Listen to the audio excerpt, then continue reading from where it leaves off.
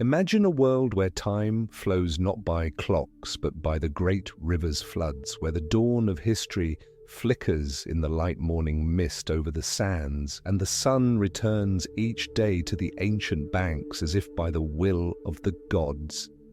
This is Egypt. Not modern Egypt, but the one that emerged thousands of years ago, in an era when writing was just beginning to appear on clay and stone, and faith in the power of nature and the afterlife guided the thoughts and deeds of people. Egypt is one of the oldest civilizations in human history. Its shores, bathed by the waters of the Mediterranean Sea, became the cradle of beliefs, architectural genius, astronomical knowledge, and a mystical perception of the world. The word Egypt itself came to us from the Greeks, Aegyptos, which in turn is a distorted form of the ancient Egyptian name Hut-Ka-Ptah, mansion of the spirit of Ptah, one of the oldest gods of Memphis. It was this sanctuary that became the symbol of the great realm that would later be called Egypt. But the Egyptians themselves called their country differently. For them, it was Kemet, the Black Land, in honor of the fertile, dark soil, a gift of the Nile's floods. And to this day, in Arabic, the name Mizar is used, simply country. So simple and yet so majestic. The first traces of human life in these lands go far back in time. More than 10,000 years ago, hunter-gatherers began to settle on the banks of the Nile. They came to the river as to a living artery, capable of nourishing and watering. The surrounding lands were barren, scorched by the sun, and only a narrow green strip along the Nile was like a magical oasis, bringing life. Around the 8th millennium BCE, livestock breeding and agriculture had already begun here. It was on these banks that one of the world's first agrarian cultures emerged. Archaeologists find remnants of dwellings, stone tools, and pottery that tell how slowly and steadily a sedentary society arose from nomadic life. By the 6th millennium BCE, the first settlements appeared. The era of the Bedtime culture begins. People grew wheat, harvested flax, and made vessels from faience and terracotta. They were followed by the Amratian, Girzian, and Sumerian cultures, which together form the Naqada period. Each of them left a mark on the development of religion, art, and the first forms of political organization. The Nile in those days was not just a river, it was the border between life and death, a path to another world, a mirror of heavenly order. Egyptians believed that everything in the world had its reflection in the divine plan, the sunrise, the river's floods, the movement of the stars. Everything was subject to the great laws of Ma'at, eternal order. Writing originated here between the 4th and 3rd millennia BCE. It was then, in the depths of time, that the first hieroglyphs appeared. Images and symbols capable of expressing thoughts and will. The word became sacred and history eternal. Worldly life, in the understanding of the ancient Egyptian, was only a brief segment on the infinite path of the soul. After death, a person was judged in the hall of truth. If their heart was lighter than the feather of the goddess Maat, they would go to the fields of Iaru, a paradise where life continued almost as on earth, but without suffering, without pain, without separation. There, the soul could reunite with loved ones, beloved animals, return to its native tree and the stream by which it once spent its last day. Thus, in the great land of Egypt, the idea of eternity was born, an idea that has survived thousands of years and still lives today in the stone of the pyramids, in the whisper of the sands, in the astonished gazes of descendants. From this point begins the journey of our nocturnal history, a history where every stone is a page, every star a reminder that everything is transient except memory. Night descends on the lands of Upper and Lower Egypt when the outlines of the valley are barely discernible on the horizon. In this soft darkness, amidst the steady breath of the desert and the rustle of the Nile's current, the state forms, not by magic, but by the call of time, persistently, slowly, inevitably. Once, in ancient times, Egypt was not unified. Its lands were divided into two kingdoms. In the south, along jagged cliffs and steep banks, lay Upper Egypt. In the north, where the Nile branched into dozens of arms in the fertile delta, lay Lower Egypt. Their peoples worshipped different gods, wore different clothes, spoke different dialects, and yet they were children of the same great river.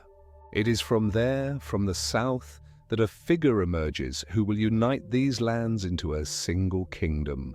His name is Menes, or, as modern scholars suggest, Nama.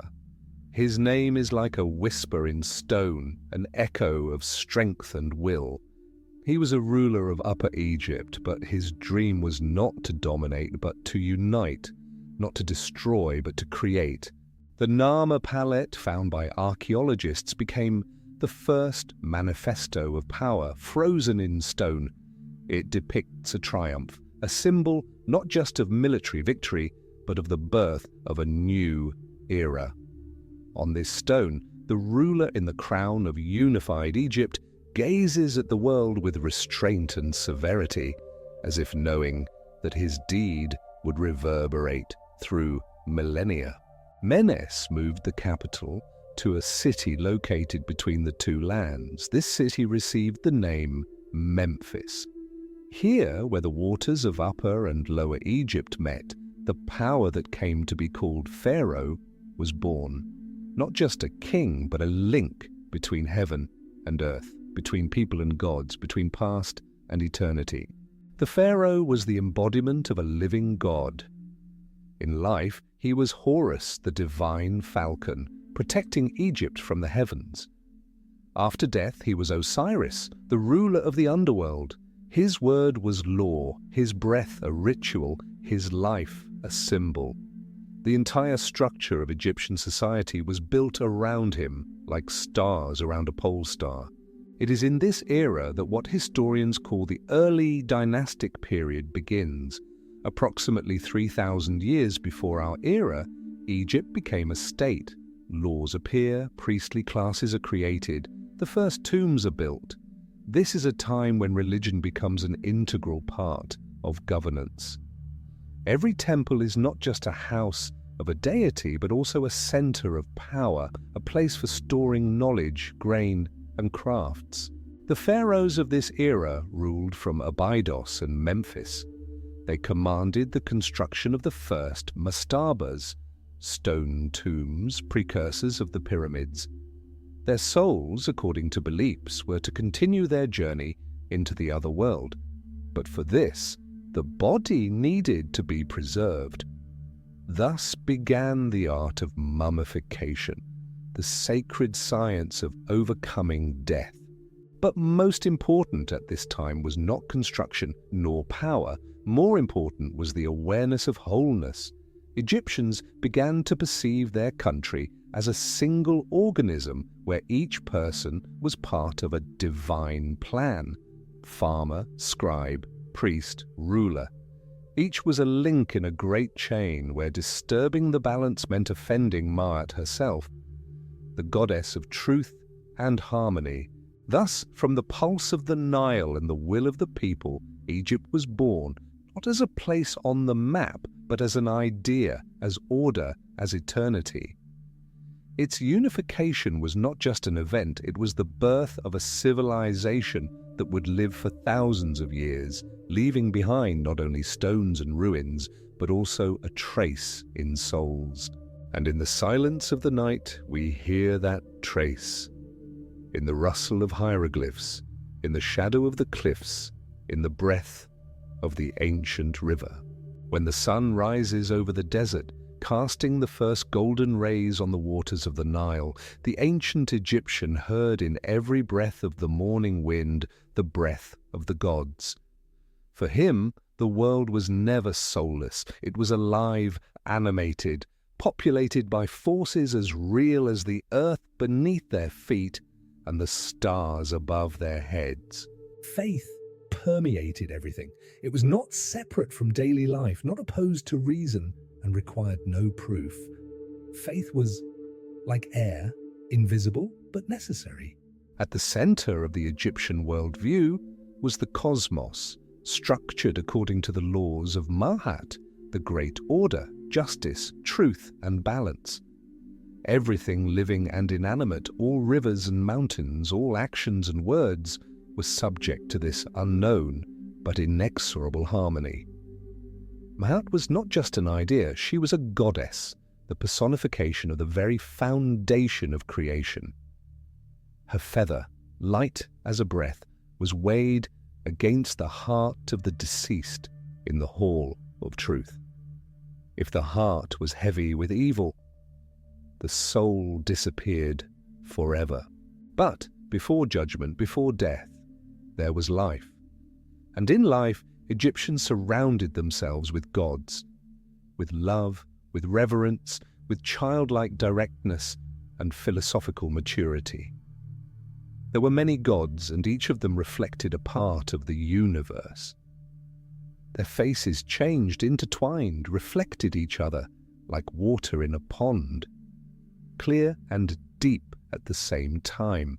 Atum, the creator god, who emerged from the primordial waters of chaos and created the world from himself. He was the first word, the first breath. With him, Heka, the spirit of magic, not willpower, but the very possibility of existence, as if the fabric of being depended on him.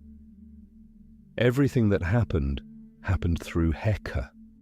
And then there was Ra, the sun god, whose bark descended into the underworld every night to be reborn at dawn. He illuminated the earth, giving warmth and life. He was worshipped everywhere.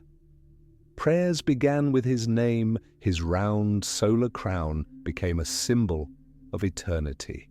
Osiris, the god of life and death, the god of resurrection. His body was dismembered and scattered across the earth, but his wife and sister, Isis, reassembled him, breathed life into him, and from their love was born Horus, the falcon god, protector of pharaohs, symbol of royal power. The eye of Horus became a symbol of wholeness, healing, vision that penetrates space and lies. Set, the brother of Osiris, god of deserts, storm and destruction, envy and conflict. He was feared but respected, for the world is impossible without shadows. He was a test for the living. Hathor, the goddess of love, music, beauty. She took the form of a cow giving milk, or a woman with a sistrum awakening joy. In the temples, she was sung and danced to. Nut, the celestial mother whose star-covered body arched over the world. Geb, the earth, lying beneath her, her brother and lover. Every day she gives birth to the sun, and every evening it returns to her womb. Egypt did not know strict monotheism, but it knew veneration. There were places where one god was central, and this was considered natural. In Memphis, Ptah, the creator through intellect and word. In Thebes, Amun, the invisible, the great. In Heliopolis, Ra. They all merged, changed, reflected each other. The gods of Egypt lived in temples, but were not confined to stone. They were in the water, in the sand, in the flame of the lamp, in the breath of the breeze that swayed the curtain at noon. Every day was a ritual, the morning washing, the offering of food, the lighting of the lamp. This was not routine, but a sacred act that maintained balance in the world. And when a person died, they continued their journey. They came to the Hall of Truth, stood before Osiris, and, if worthy, entered the fields of Iaru.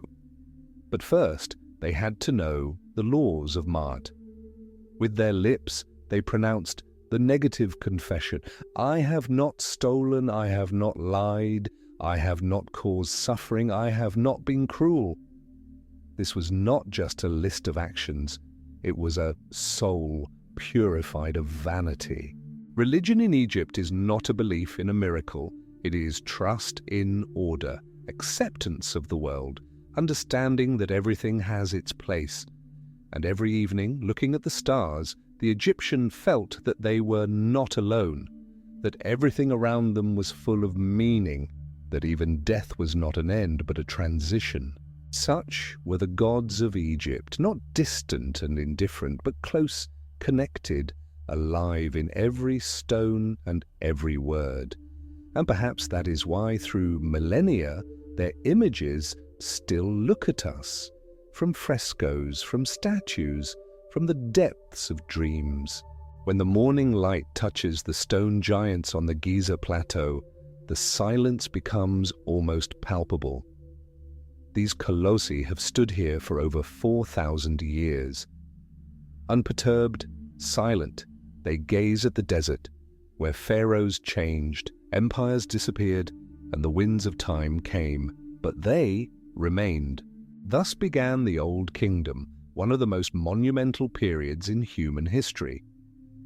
This was the time when Egypt not only united but began to create in such a way that it would survive centuries. Between the 27th and 22nd centuries BCE, the country knew peace, order, and the pursuit of greatness. It was the time of architects, scribes, sages, and stonemasons who did not just build, they left a trace for eternity. It began with Pharaoh Chosa, who reigned around the 27th century BCE. He was the first who wanted his tomb to be different from all others. Not just a mastaba, but something else. His architect, a wise man named Imhotep, proposed a new solution: to erect a mastaba in several layers, one on top of the other, to create a stepped structure. Thus the first pyramid was born, simple in form but grand in essence. It rose above the desert in Saqqara as a challenge to time. Imhotep was not only an architect but also the first scientist whose medical works have come down to descendants. He described diseases, studied anatomy, sought the causes of suffering not in curses but in the human body. His name was pronounced with reverence for centuries as the embodiment of reason and knowledge. After Djoser, the era of the Great Pyramids begins. The rulers of the Fourth Dynasty, Khufu, Khafre, and Menkaure, create what will later be called one of the 7 wonders of the world. The Giza Plateau becomes a symbol of Egypt, and even the earth itself here begins to breathe stone and history. The Pyramid of Khufu, which the Greeks would later call the Pyramid of Cheops, rises to a height of over 140 meters. Millions of limestone blocks, each weighing several tons, were laid with meticulous precision. How? A question for which there is still no single answer. Some say engineering genius, others forgotten technologies. But all agree this is a manifestation of willpower and faith in eternity. The Pyramid of Khafre stands nearby. It is crowned by a partially preserved casing that once shone in the sun like a mirror. In front of it, the Great Sphinx, the face of a man, the body of a lion. It has gazed at the sunrise for over 40 centuries. Its eyes are timidly covered by the sand of time, but its gaze is still clear. Who is it? A portrait of the pharaoh? A guardian of the necropolis? Or the soul of Egypt itself? The Pyramid of Menkaure, the smallest of the 3, but no less elegant. Inside it, peace, labyrinths, rituals, Memory. Interestingly, contrary to myths, the pyramids were not built by slaves. Historical data show the builders were free people, often highly skilled. They were provided with housing, food, medical care. They built not out of fear, but out of pride, because every block was a prayer, every level a step into the afterlife. It was a matter of honor, a nationwide task, filled with meaning. The idea of the pyramid is not just a tomb, it is a stairway to heaven, a symbol of the soul's ascent, from the foundation to the summit, from earth to Ra. Inside the pyramids rested the carefully mummified bodies of the pharaohs. The body had to be preserved so that the soul could return to it. Next to it were placed vessels with food, statuettes of servants, amulets, and papyri with spells. Everything needed in the other world. Thus was born the Book of the Dead, a scroll of instructions for the soul, so that it would not stray from the path. In the era of the Old Kingdom, the state system also strengthened. Scribes recorded everything: harvests, offerings, laws, genealogies.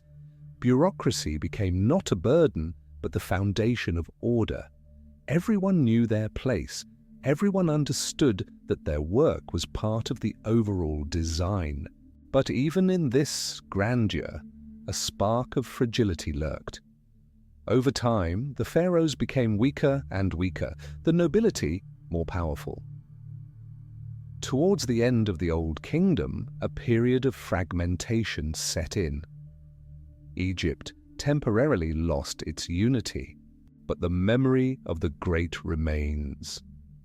In every stone, in every legend, in every glance at the pyramids, when you stand at their foot and realize you are a grain of sand in time. But even a grain of sand can reflect light. After greatness, silence always comes, and in the history of Egypt, this silence was not peace, but a crack.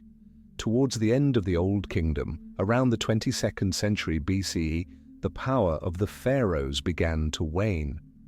The system that had maintained order for centuries began to crumble under the weight of its own grandeur. The lands no longer obeyed the center. The nomes, local regions, began to govern autonomously, and each local ruler felt almost like a pharaoh.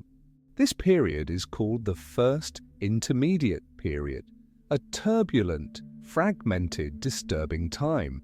Egypt was no longer unified.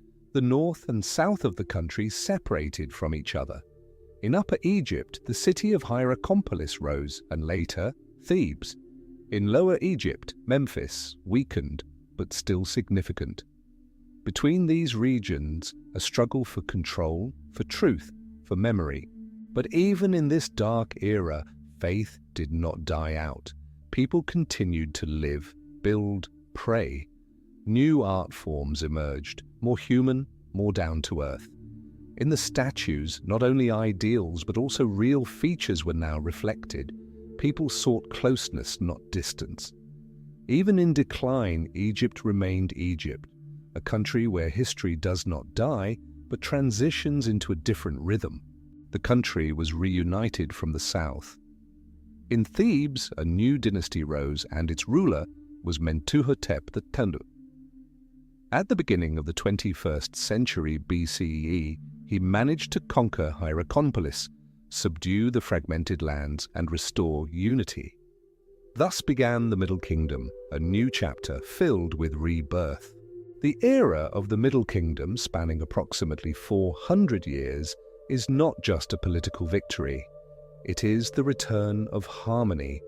Thebes becomes the new capital, and with it comes a new aesthetic, a new way of thinking. Art again strives for the sublime, but does not forget humanity. In the temples, hymns resonate not only to the gods, but also to man himself, to his duty, his soul, his fears and hopes. The pharaohs of the Middle Kingdom were not only military leaders and builders, they were legislators, organizers, observers. One of them, Amenemhat I, founded a new capital, Tawi. He was not only a ruler but also a philosopher. His teachings have come down to us as an example of Egyptian wisdom, how to rule, how to live, how to be just. During the 12th dynasty, Egypt again expanded its borders. It penetrated south into Nubia and fortified the border fortresses. It revived irrigation systems, improved agriculture, opened trade routes to Asia. The world was again in its hands, and although the shadows of the past still trembled in memory, the country was again filled with light. This is also the era of the first regular armies. Egypt no longer relied solely on sudden mobilizations. It created a permanent and disciplined armed force. Borders were guarded, trade flourished, temples were renovated. Under Senusret, the Karnak temple was built, one of the future symbols of eternity. But as often happens, after the light, a shadow rises again. Towards the end of the Middle Kingdom, power declined. The 13th dynasty was no longer as strong as its predecessors. Discord, internal difficulties, relaxed attention to the borders, all this became an invitation for foreigners. New peoples arrived from the north, mysterious, strong, different from the Egyptians. They were called the Hyksos, foreign kings. They appeared around the 18th century BCE, settled in the Nile Delta, and built the city of Avaris. Their rulers had Semitic names, their weapons were bronze and chariots. They brought new technologies, but also fear. The Hyksos conquered Lower Egypt. Thebes remained independent, but besieged. The second intermediate period began, but that is already the story of the next chapter. Meanwhile, we hear how, despite the turmoil, the lamps burn in Thebes, how the priests again read the prayers of Ma'at, how faith lives in the hearts of the people, that even after darkness the sun rises, and Egypt will rise again as it rose before, because Egypt is not just a country, it is the breath of time. Sometimes history flows smoothly and peacefully, like the Nile in its blessed flood. But sometimes something new intrudes into this current, something that changes its course, frightens, and then forces it to grow. This is how the Hyksos came to Egypt. They were called Hekakasut, rulers of foreign lands. For the Egyptians, accustomed to the concept of Ma'at, harmony and order, these newcomers were the embodiment of the other, chaos, unexpectedness, invasion. But the Hyksos were not destroyers, but rather bringers of change. They appeared in the Nile Delta at the end of the 18th century BCE. Their exact origin is unknown. They were probably peoples from the Levant, from Syria, Palestine, the lands of the Eastern Mediterranean. They spoke Semitic languages, worshipped their gods, had different customs, but most importantly, they brought with them technologies that Egypt did not yet know. These were chariots, light and fast, drawn by pairs of horses. This was the composite bow, long range, powerful, deadly. This was bronze, a metal capable of forging not only weapons, but also dominion. The Hyksos used these innovations to seize power in Lower Egypt. Their capital became the city of Avaris, located in the east of the delta. But they were not barbarians. They adopted Egyptian customs, ruled as pharaohs, offered sacrifices to Egyptian gods. In their palaces, the Egyptian language was spoken on the walls, Egyptian reliefs. They left behind a mixed culture, and strange as it may seem, it was precisely this that would later become the basis for renewal. Thebes, the capital of the south, did not submit. The rulers of Thebes looked north with pain and determination. They knew that the Hyksos had violated Ma'at, and Ma'at had to be restored. The figure of Sekenenre Tau appears, a pharaoh whose life marked the beginning of a great resistance. He began the fight against the Hyksos, but fell in battle. Archaeologists found his mummy with skull fractures, traces of a violent death.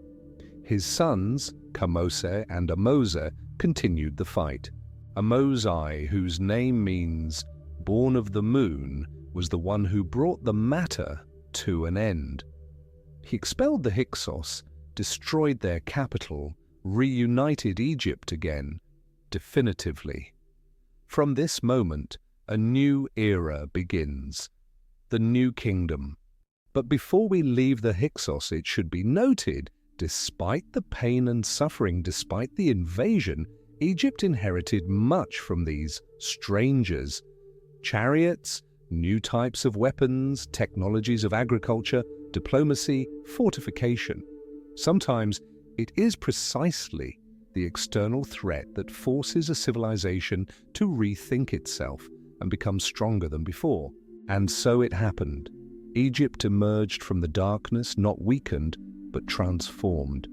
It became a military power. It learned to defend itself, but also to expand. Under Ahmose and his successors, Egypt entered the most brilliant and majestic phase of its existence. Soon, Thutmose and Hatshepsut, Akhenaten and Nefertiti, Ramesses the Great and Tutankhamun will enter the stage. But in their shadow, Ahmose will always stand, the liberator, the restorer, the beginning of a new dawn.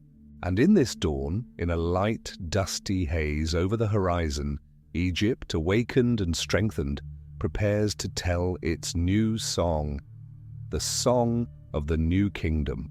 When Egypt revived after the turmoil, it was no longer the same. Liberated, renewed, inspired by the pain of loss and the joy of return, it entered an era of greatness. This is the time, the New Kingdom, the age of empire, the age of pharaohs whose names, centuries later, amidst the sands and under museum domes, will be spoken. An age when Egypt not only defended itself, but became a conqueror, a tastemaker, a guardian of secrets, and the pinnacle of the world. The beginning of this era is associated with Ahmose the Liberator, who expelled the Hyksos and laid the foundation for a new dynasty, the 18th. Under him, Egypt strengthened internally. Temples were restored, priests regained power, the army became permanent and strong. Thebes was again the capital, and in its temples hymns resonated to Amun, elevated to the throne of the gods. From the era of the 18th dynasty, the term pharaoh began to be applied to the ruler and later became the official title. The era of conquests arrives. Thutmose undertakes campaigns extending Egypt's borders to the Euphrates. His daughter, the great queen Hatshepsut, ascends the throne not as a regent, but as a full-fledged ruler.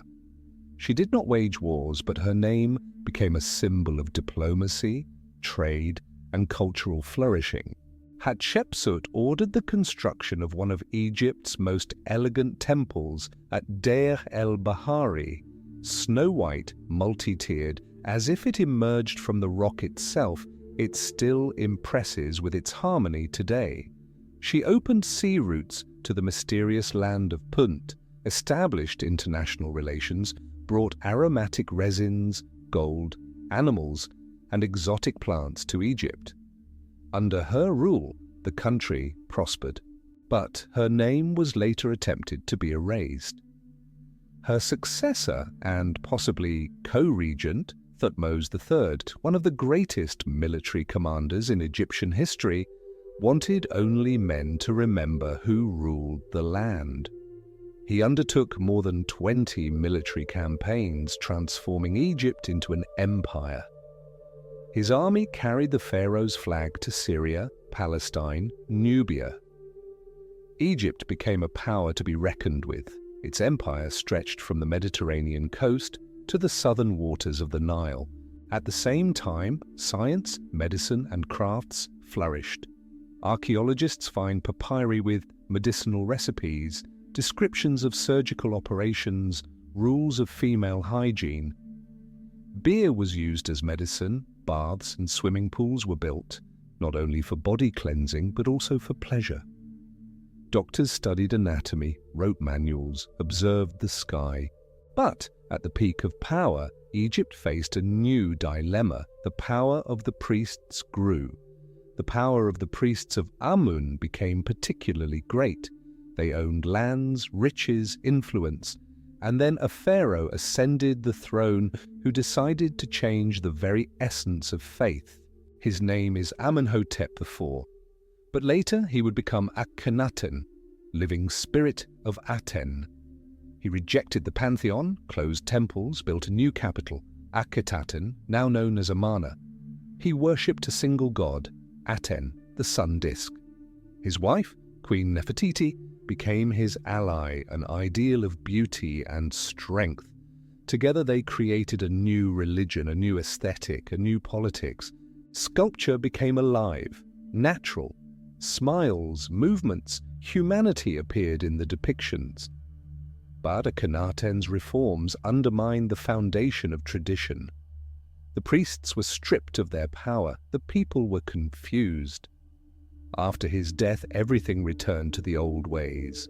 His son ascended the throne, a boy whose name would later be known worldwide.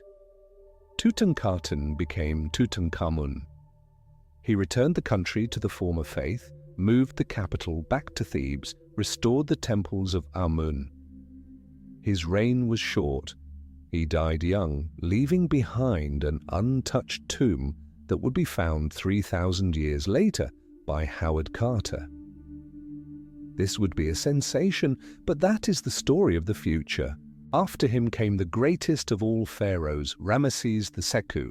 He is called Ramesses the Great. He built Abu Simbel, 2 temples carved into the rock, dedicated to him and his beloved wife Nefertari. He concluded the first peace treaty in history with the Hittites after the Battle of Kadesh. He built, ruled, conquered, lived for almost a century. He became a myth during his lifetime. He was called the Great Ancestor. He was feared and respected. He outlived wives, children, times, and wars. After him, Egypt slowly began to fade, but the flame lit in the era of the New Kingdom would burn for a long time. In the temples, in the sand, in memory. And we hear across the millennia still this fire, the wind that caresses the Sphinx's face, the light that falls on the columns of Karnak, the silence that surrounds the tomb of the young king. Egypt lives because memory does not die. The sun over Egypt still shines brightly, but it no longer warms as it once did. The grandeur is still present, in the temples, in the campaigns, in the title names. But on the horizon, shadows gather. The wind of history changes direction. New voices, new peoples, new threats intermingle. After Ramesses II, Egypt still tried to maintain its role as a leading power, but everything became more difficult. The successors of the great pharaoh struggled to withstand the pressure, both from within and without. On the horizon, new enemies appeared. Peoples whose names would be whispered with apprehension. They are called the Sea Peoples. Their origin remains a mystery. Perhaps they came from the Aegean region, from the coasts of the Balkans or Asia Minor. They moved along the coast, conquering cities, destroying kingdoms. Like a flood that could not be resisted, they had already destroyed the Hittite Empire, ravaged Cyprus, attacked the Levant. Their ships carried warriors with bronze weapons, with strong will and a thirst for land. In Egypt, Ramesses III reigns. He is called the last great pharaoh. He recognizes the threat and prepares for it. He fortifies the coasts, gathers troops, builds a fleet. And when, at the end of the 12th century BCE, the Sea Peoples approach, Egypt is ready. The battle was magnificent. Waters soaked with screams and copper, shores covered with corpses, but Egypt triumphs. thanks to strategy, discipline, and possibly the will of the gods. It was a victory, but also a premonition of the end. After this war, Egypt was no longer the same. The victory came at a high cost. Internal conflicts intensified. The priests became more powerful than the pharaohs. Power crumbled like the cracked plaster of an ancient temple. The lands once subject to Egypt were lost. In Nubia, revolts broke out.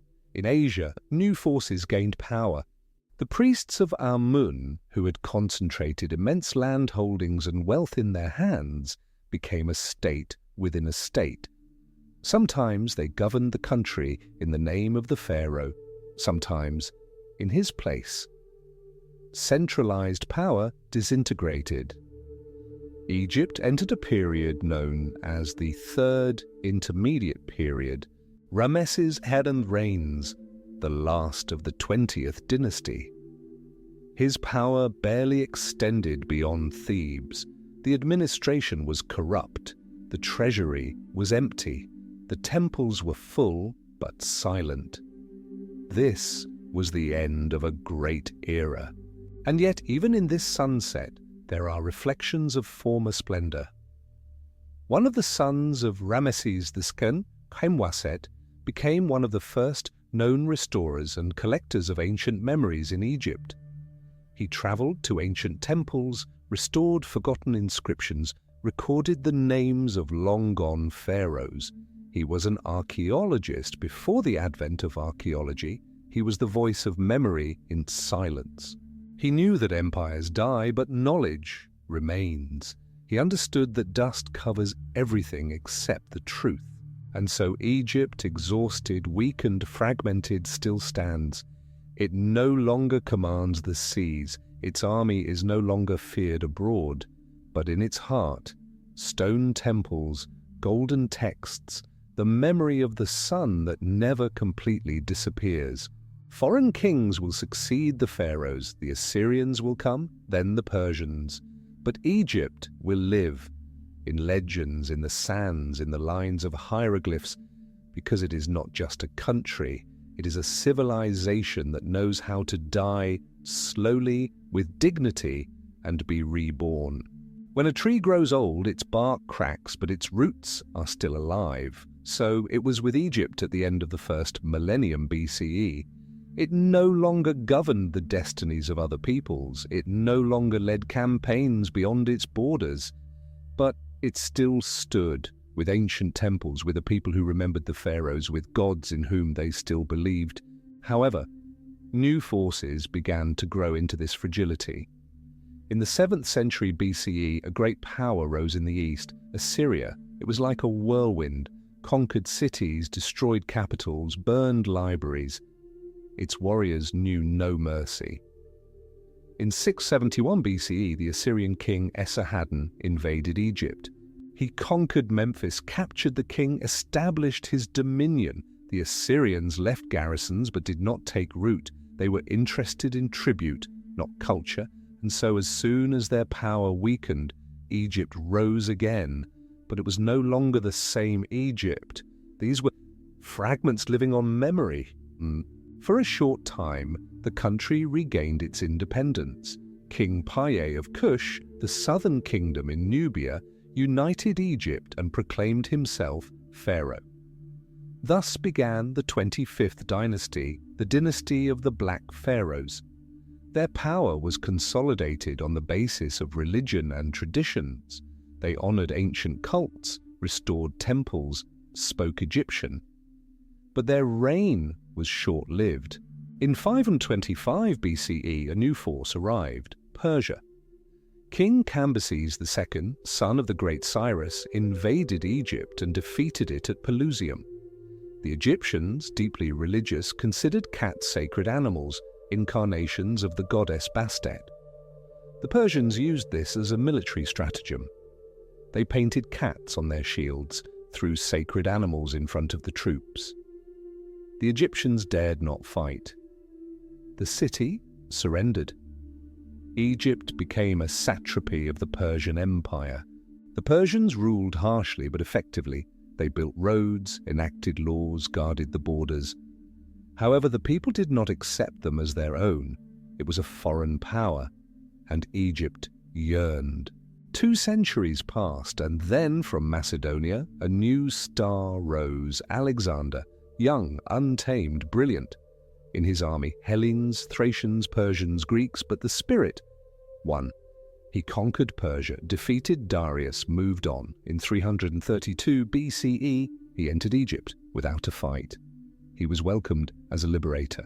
Alexander admired Egypt. He honored its gods, offered gifts to Amun, visited the oracle at Siwa. The priests of the temple of Amun at Siwa recognized a divine spirit in him, thus strengthening his legitimacy in the eyes of the Egyptians. He founded a city, Alexandria, not just a city, but a symbol of a new era. Here, languages, philosophies, peoples would mix. Here, a library would arise where the knowledge of the whole world would be gathered. Here, lighthouses would be lit, guiding ships and ideas. Alexander left Egypt to conquer the East, but he soon died. His body, according to legend, would return to Alexandria, where he would be buried with honors like a pharaoh. After his death, his general, Ptolemy, ruled Egypt. He became the founder of a new dynasty, the Ptolemaic dynasty. It would last for almost 3 centuries. Under their rule, Egypt retained its face, but also adopted new things. Greeks and Egyptians lived side by side, mixed cults created a new mythology. Egypt ceased to be isolated, it became a crossroads of worlds. But all of this was the prelude to the end. The last representative of the dynasty, Cleopatra, intelligent, determined, beautiful. She would become a symbol of resistance, a woman who wanted to keep Egypt free. She allied herself with Julius Caesar, then with Mark Antony, but Rome was stronger. In 30 BCE, Cleopatra committed suicide. Egypt became a province of the Roman Empire. Thus ended the kingdom, which was over 3,000 years old. The land of pharaohs, gods, pyramids, and temples is now part of a foreign empire. But memory did not disappear. The sands held secrets. The walls were silent, but did not forget.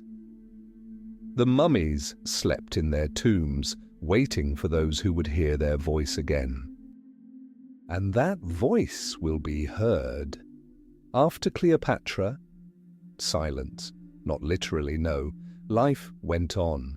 People continued to sow grain, make offerings, pray, and look at the stars. But in the heart of Egypt, a silence of a different kind set in, the silence of submission. In 30 BCE, Egypt became a province of the Roman Empire. It no longer chose its rulers, it no longer wrote laws. Its voice fell silent in the assembly hall but continued to resonate in the temples. The Romans respected Egypt. They admired its antiquity, its knowledge, its gods. Emperors, like pharaohs, made offerings at Karnak and Luxor. Even Caesar bowed before the grandeur of the Nile. Alexandria, founded by the great Macedonian, became the cultural and scientific center of the world. Here stood the library, the heart of ancient knowledge. Here thought labored, treatises were written, maps were created, the heavens were studied. Scholars, philosophers, poets, mathematicians flocked to this city, where east and west breathed the same wind. But Egypt, as part of Rome, no longer lived its own life. Its role was practical: bread, flax, papyrus. Its land, a resource. Its spirit, history. With the advent of Christianity, the world of Egypt began to change again. The first Christians appeared here as early as the 1st century CE. It was believed that the Apostle Mark himself brought the good news to Alexandria. Rome still worshipped its gods, while in Egypt, the first Christian communities were already beginning to form. Centuries passed, the empire crumbled. In the 4th century, the Roman world split into West and East. Egypt fell under the rule of Byzantium. Until the end of the 4th century, priestly practices still survived in individual temples, but they soon ceased. Mummies still rest in the treasuries. The ancient faith does not give up silently, but a new blow comes, not with the sword, but with faith. In the 7th century, Islam was born on the Arabian Peninsula, a great religion bringing monotheism, law, word. In 646, Egypt finally came under the rule of the Arabs. Caliph Umar took possession of the country, where the sand preserves the past and the sky already reflects the future. The ancient temples gradually emptied. The language of hieroglyphs fell into oblivion. The words carved on the walls became a riddle. The gods whose names once began the day are no longer invoked. But this is not death. It is a dream. Because Egypt did not disappear. It simply withdrew into itself. It became the one who waits under the earth, tombs and temples, under a layer of sand, entire cities, under the veil of new religions and customs, the old spirit, as old as the earth itself. And one day, after centuries, this spirit will awaken. Sometimes to hear a voice you need silence. Egypt was silent for a long time. Its temples were full of sand, its statues broken, its inscriptions forgotten. But all this time it waited for those to come who would again look at its stars, hear the breath of its earth, and understand antiquity is not the past. It is the roots of the present. And so, the 19th century, the wind of change swept through Europe. Scholars, artists, poets turned their gaze to the east. Egypt again attracted attention. Its images penetrated painting, architecture, literature, and not just an interest began, but a true Egyptomania, a passion for riddles, for pyramids, for pharaohs. But it all started a little earlier. In 1798, a French expedition led by Napoleon arrived in Egypt. Along with the military, scientists set out. In 1799, they found something that would change everything, a black tablet inscribed with 3 types of writing, the Rosetta Stone. On it, the same text, in Greek, in Demotic, and in hieroglyphs. The Greek was understandable, and this became the key to decode the forgotten writings and to give a voice back to an entire civilization. And Jean-François Champollion succeeded. In 1822, he presented his findings on the decipherment of hieroglyphs, which he finally published. In 1824, Egypt began to speak. With its own words, its own names, its own memory. The silent temple walls became books, the stone, a storyteller. From this moment, a new era began, the era of archaeology. Scientists from all over the world went to the Nile Valley. Necropolises were excavated, tombs opened, papyri retrieved. Everything that the earth had preserved for centuries now came to light. One of the most sensational events, the discovery of Tutankhamun's tomb. In 1922, the British archaeologist Howard Carter and his patron Lord Carnarvon found the untouched burial of the young pharaoh. Behind the door, wonders, gold statues, chariots, jewelry, throne, couch, mask, the king's face frozen in time. Egypt, it seemed, exhaled this moment like a breath after millennia. The world was shaken. There was talk of the curse of the pharaohs, of mysticism, of secret. But something else was more important. Egypt became alive again in the eyes of humanity. Artists painted pyramids, composers wrote operas, architects built houses in the Egyptian style. Books, films, museums, everything was filled with the image of this ancient land. Egypt, not just a country, it became a symbol of the eternal. But behind this enthusiasm, also a duty. Archaeology learned not to be a treasure hunt, but a care for memory, respect for culture, understanding that every burial is not an exhibit, but the story of a life, a faith, a love, and a pain. With each new discovery, Egypt became closer, not as a land of mysteries, but as human history, in breath, in the striving for immortality, in the longing for light. The temples told of gods, the tombs of fear and hope, the statues of pride, and the papyri of knowledge, love, care, and life. Egypt was no longer a silent land. It spoke again, not loudly, not demandingly, but slowly, softly, like a whisper. And those who listened heard. The wind in the desert never stops. It wanders between the grains of sand, as between the lines of an ancient book. And it seems as if the very earth of Egypt still breathes, slowly, deeply, like a person immersed in a dream.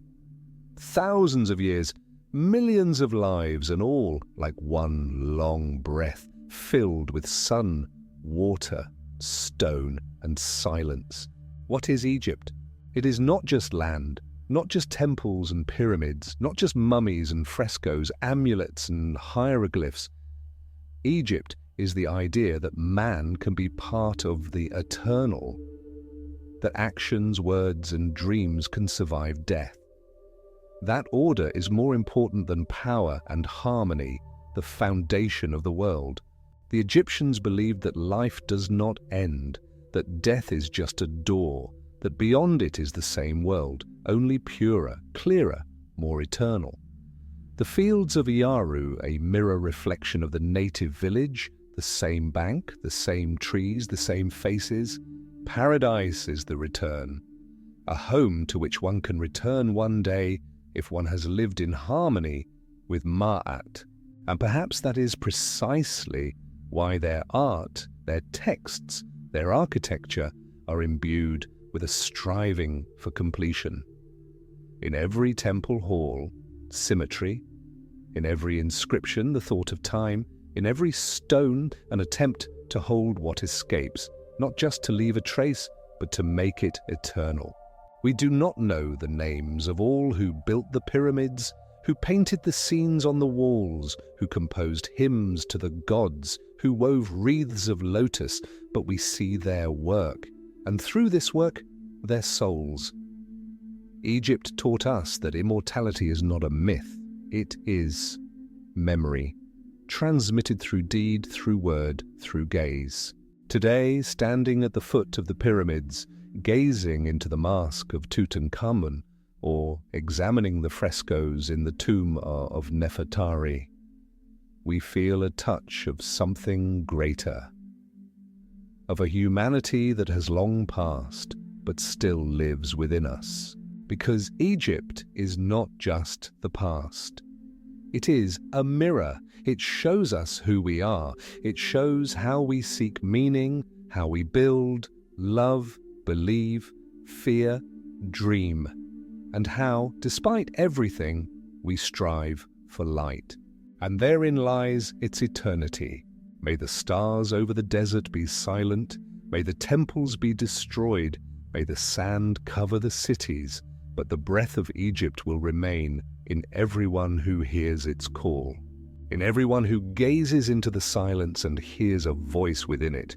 And so night falls over the Nile. Word gives way to silence. In the heart, peace, and outside perhaps a star. And if you listen, somewhere deep inside, the whisper of ancient Egypt still sounds.